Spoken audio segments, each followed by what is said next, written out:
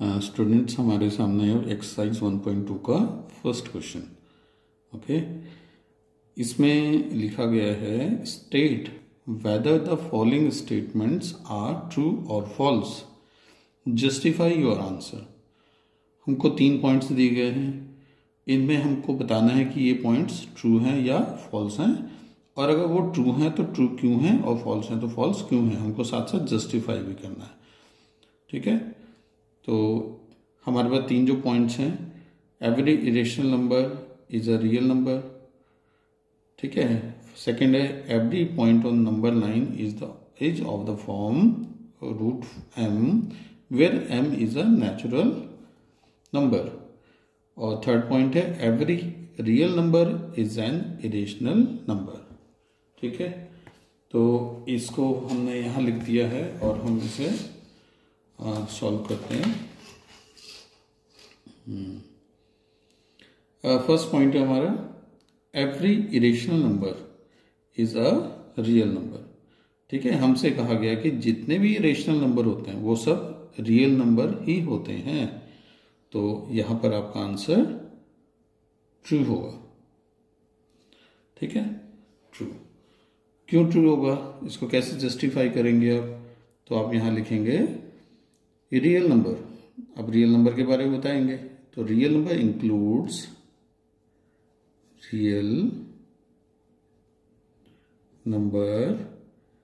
Includes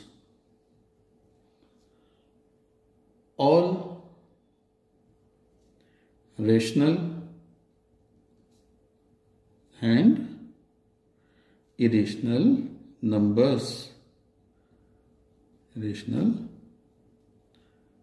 numbers. ठीक है, क्योंकि रियल नंबर के अंदर दोनों ही टाइप के नंबर आते हैं, रेशनल नंबर भी आते हैं और इरेशनल नंबर भी आते हैं। ठीक है, तो अगर आप एक नंबर लाइन ड्रॉ करते हैं, ठीक है, हम इस तरह चेक करते हैं, ये हमारे पास नंबर लाइन है, यहाँ पर आपका 0 है, ये 1 है, ये 2 है, 3 है, 4, यहाँ मान लो -1 है, ये -2 है, और इस तरह आगे कंटिन्यू है। ठीक है, तो इसमें आपके देखिए रेशनल नंबर भी आते हैं और इरेशनल नंबर भी आते हैं। कैसे हम समझ लेते हैं, जैसे अगर आप शुरू से देखें तो हमारे यहाँ देखिए 1 2 3 4 है। 1 2 3 4 क्या होते हैं, हमारे नेचुरल नंबर्स होते हैं। तो देखिए नेचुरल नंबर्स भी हैं, इसमें अब 0 है तो इसका मतलब इसमें होल नंबर्स भी हैं, इसमें नेगेटिव इंटीजर्स हैं तो इसमें मतलब आपका इंटीजर्स भी है, क्योंकि इंटीजर्स में आपका पॉजिटिव नंबर, नेगेटिव नंबर और 0 सब आ जाते हैं, तो इसमें मतलब इंटीजर्स भी हैं और रेशनल नंबर भी है। रेशनल नंबर को सपोज अगर हम रेशनल नंबर देखें, तो अगर आपने मान लीजिए एक रेशनल नंबर आपके पास 5/2 है, तो 5/2 का मतलब 2.5 है, तो 2.5 को यहाँ शो कर सकते हैं आप। ठीक है, तो मतलब रेशनल नंबर को लिख सकते हैं आप। ऐसे ही कोई और नंबर हो सकता है, कुछ भी है, 12/2 है तो मतलब 6, तो 6 को आप यहाँ लिख सकते हैं आगे नंबर लाइन बढ़ाकर। ऐसे ही अगर आपका इरेशनल नंबर है, तो इरेशनल नंबर सपोज आपका √2 है, तो √2 को सॉल्व करते हैं तो उसका आंसर 1.414 इस तरह कुछ आता है। तो 1.4 मतलब इसको आप यहाँ शो कर सकते हैं। एक्चुअली रियल नंबर क्या होते हैं, रियल नंबर होते हैं, हम रियल नंबर को डिफाइन करने के लिए लिख सकते हैं any number that can be shown on number line is called real number. जिस भी नंबर को हम नंबर लाइन में शो कर सकते हैं उन सबको हम रियल नंबर कहते हैं। ठीक है, तो इसमें हमारा हो गया every irrational number is a real number. तो जितने भी इरेशनल नंबर होते हैं वो सब रियल नंबर होते हैं, तो ट्रू है। ठीक है, क्योंकि हम सभी टाइप के नंबर्स को नंबर लाइन में शो कर सकते हैं। ओके, अभी वैसे अभी तो हम इस क्लास में अभी नहीं है, 11th या 12th में आप पढ़ेंगे, इसको हम कॉम्प्लेक्स नंबर कहते हैं। अगर आप रूट को इस तरह शो करेंगे माइनस में, फिलहाल हमने अभी इसको ध्यान नहीं देना।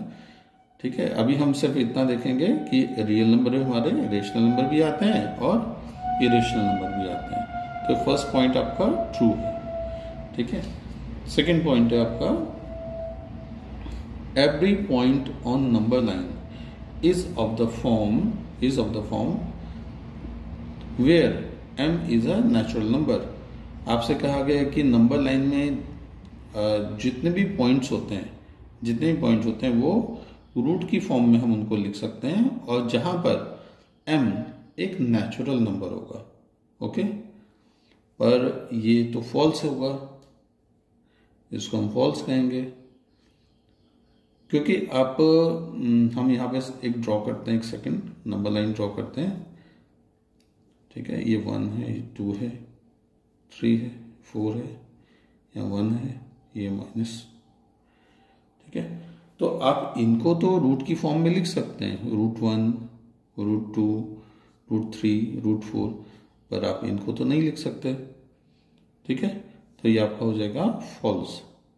तो हम यहाँ जस्टिफाई कैसे करेंगे? हम यहाँ पर लिखेंगे all the negative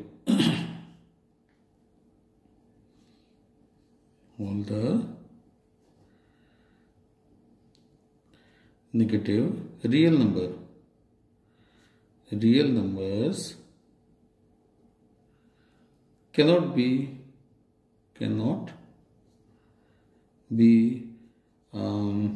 written in the form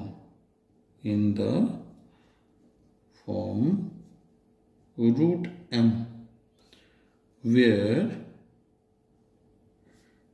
m is a natural number. जैसा कि क्वेश्चन में कहा गया, हमने क्वेश्चन को सही लाइन पिक कर लिया, नेचुरल नंबर। ठीक है, तो हम नेचुरल नंबर को इस तरह तो शो कर सकते हैं, √1, √2, पर आप नेगेटिव साइड में नहीं कर सकते हैं, क्योंकि नेगेटिव इस तरह कोई नंबर नहीं होता। जैसे मैंने अभी पहले बताया था कि होता है, बट ये अभी हमारे सिलेबस में नहीं है, तो इसे हम फॉल्स रखेंगे। ओके, नेक्स्ट आता है आपका every real number is an irrational number. यहां पर कहा गया कि जितने भी रियल नंबर होते हैं सभी इरेशनल होते हैं, ऐसा तो नहीं है, तो इसको हम लिखेंगे फॉल्स। ऐसे हम फॉल्स लिखेंगे, और अपने आंसर को कैसे जस्टिफाई करेंगे? हम लिखेंगे real numbers consist of both rational numbers and irrational numbers.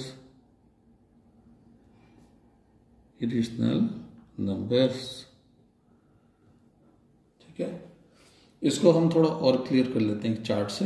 वैसे हमारा आंसर तो हो गया, हमने फॉल्स लिखा और जस्टिफाई कर दिया आंसर को, पर थोड़ा हम समझने के लिए इसको एक छोटा सा चार्ट ले लेते हैं। देखिए, हमारे पास ये हमारा रियल नंबर है। ठीक है, रियल नंबर को हम दो पार्ट्स में डिवाइड कर लेते हैं। एक तरफ हम लिखेंगे रेशनल नंबर और एक तरफ लिखेंगे इरेशनल नंबर्स। ओके, क्योंकि रियल नंबर दो टाइप्स के होते हैं, इसमें रेशनल नंबर भी आते हैं और इरेशनल नंबर भी आते हैं। रेशनल नंबर को फर्दर हम आगे दो पार्ट्स में और डिवाइड कर लेते हैं। फर्स्ट होता है हमारा टर्मिनेटिंग मतलब जो खत्म हो जाता है मीन जब हम कोई किसी नंबर को डिवाइड करते हैं। सपोज आपने 10 को डिवाइड किया 2 से, तो आपने 5 से आपका आंसर 5 आया और रिमाइंडर 0 हो गया, तो मतलब टर्मिनेट हो गया, इसका आंसर खत्म हो गया। ठीक है, मतलब 5 के आगे कुछ नहीं आएगा, तो ये आंसर हमारा यहाँ पर खत्म हो गया, तो इसे हम कहेंगे टर्मिनेट। दूसरा टाइप होता है आपका रेशनल नंबर का नॉन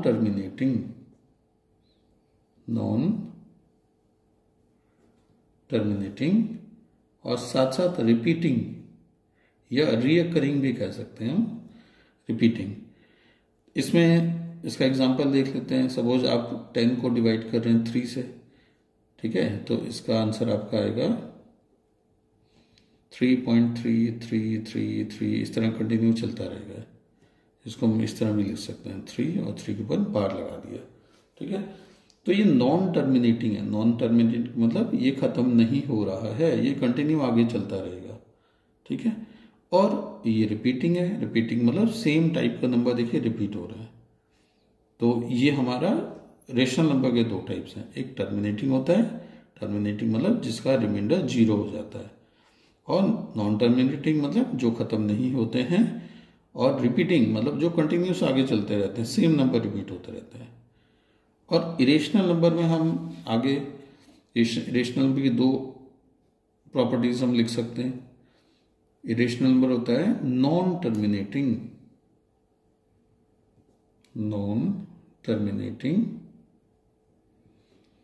और दूसरा नॉन रिपीटिंग,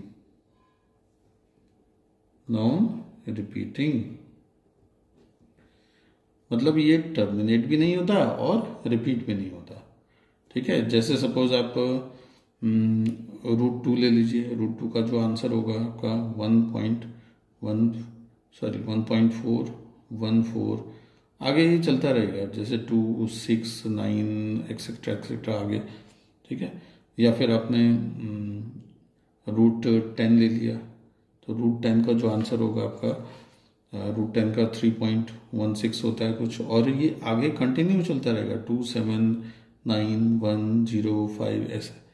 ठीक है, ये कंटिन्यू चलता रहेगा।